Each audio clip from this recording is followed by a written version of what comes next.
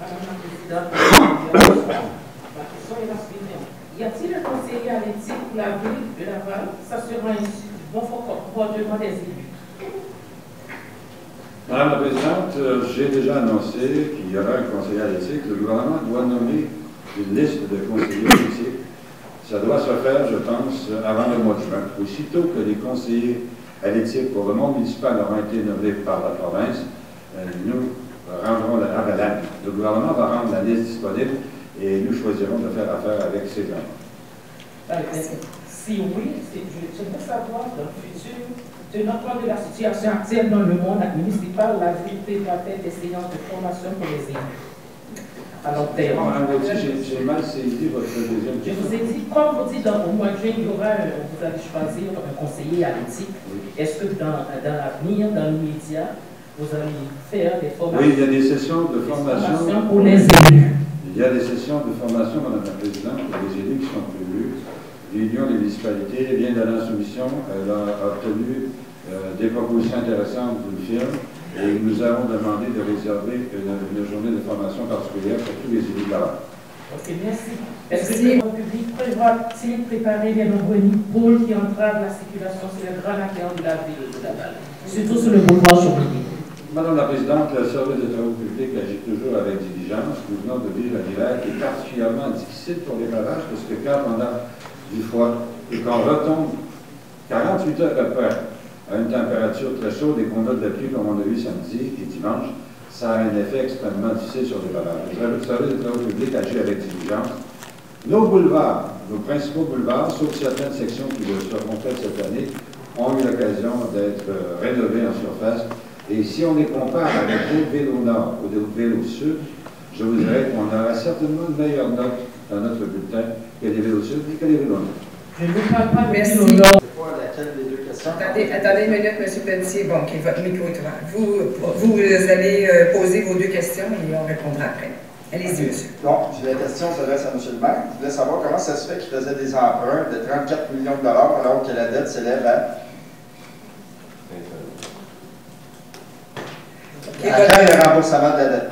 Votre deuxième question, M. Pelletier? Je voulais savoir, ben c'est ça, si on est prêt à mettre 310 000 sur des poteaux de signalisation, comment ça se fait qu'on n'est pas capable de mettre 310 000 sur la route? Ils sont en état pitoyable. Alors, Madame la Présidente, je répondrai à la question des emprunts en soulignant que Laval est la seule des grandes villes du Québec qui a baissé sa dette de 160 millions. C'est la seule des grandes villes du Québec qui actuellement a augmenté sa part de travaux payés comptant chaque année. Cette année, à même le budget, nous allons payer comptant 50 millions de travaux qui normalement étaient financés sur 20 ans. Et en plus de ça, à même nous réserve un autre 55 millions de travaux qui seront donc payés comptant, économisant en intérêt et en principal pour les prochaines années, pour les 20 prochaines années, plus de 7 millions de dollars annuellement. Alors, à ce niveau-là, nous sommes la meilleure ville de tout le Québec. Regardez les villes au Québec par rapport aux différents programmes, entre autres, l'infrastructure, ont vu leur dette augmenter. La dette de Montréal est en augmentation, la dette de Québec est en augmentation, la dette des municipalités au nord et au sud de Laval est en augmentation. La seule dette qui est en baisse dans les grandes villes du Québec, c'est la dette de Laval. Quand monsieur dit qu'on emprunte, on emprunte toujours chaque année moins de capital que nous remboursons. Alors, nous continuons à baisser année après année notre dette et nous avons augmenté la part de travaux que nous payons comptant. Je vous dirais que nous sommes probablement le meilleur élève de tout le Québec dans le monde municipal. Quant aux 310 000 $ que nous mettons sur des feux de circulation, il s'agit d'un investissement extrêmement important qui vise d'abord et avant tout la sécurité du public qui est nécessaire et que nous devons faire. Et ce n'est pas du tout dans le même budget que les pavages. Et quand vous regardez les sommes que nous avons consacrées au pavage, payées comptant, toute la réflexion des grands boulevards a été faite à même nos surplus et payée comptant, sans charge additionnelle pour les générations futures, et j'en vois qui sont dans la première rangée ici en avant. Alors, Madame la Présidente, j'espère que M. Pelletier sera mieux renseigné la prochaine fois et qu'il pourra mieux comprendre les questions qu'il dit. Monsieur Régent Millette, si ça a été payé longtemps, est-ce que vous avez payé des taxes là-dessus?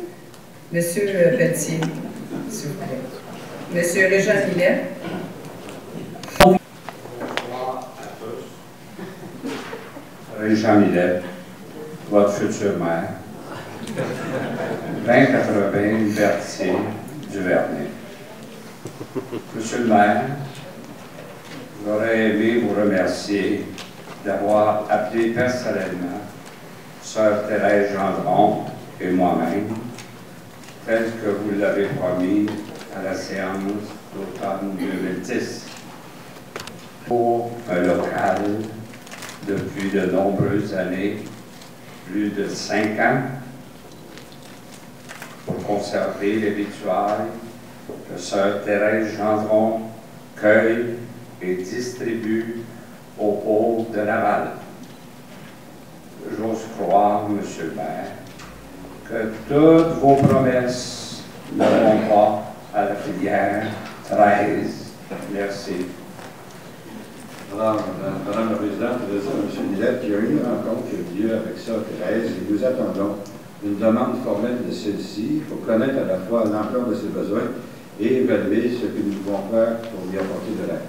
Alors, le dossier est en traitement, il s'achemine très bien. Et je veux juste rassurer M. Millet, c'est toujours rempli des engagements.